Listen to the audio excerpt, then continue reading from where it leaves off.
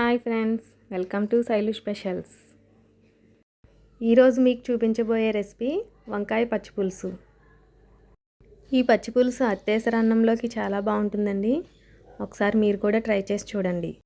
వంకాయ పచ్చిపులుసుకు కావాల్సినవి 2 వంకాయలు, 2 ఉల్లిపాయలు, 4 పచ్చిమిర్చి తీసుకోవాలి.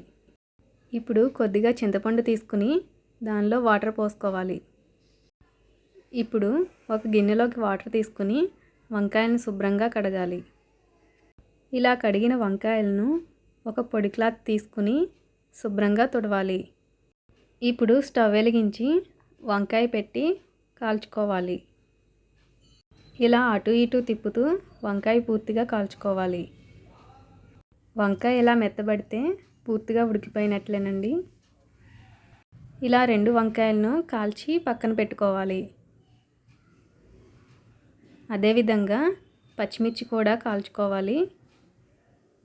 చల్లారిన తర్వాత వంకాయ పైన ఉన్న తొక్కను ఒలుచుకుని ఒక ప్లేట్లోకి తీసుకోవాలి. ఇప్పుడు వీటిని మిక్సీ పట్టుకుని ఒక గిన్నెలోకి తీసుకోవాలి. దీనిలో 1/2 టీ స్పూన్ పసుపు, తగినంత సాల్ట్ వేసుకోవాలి. చింతపండు రసం తీసుకుని ఉంచుకోవాలి. ఇప్పుడు దీన్ని ఇందులో వేయాలి. ఇలా వేసి బాగా కలుపుకోవాలి. అలాగే 2 టేబుల్ స్పూన్స్ బెల్లం పౌడర్ వేసుకుని బాగా కలుపుకోవాలి.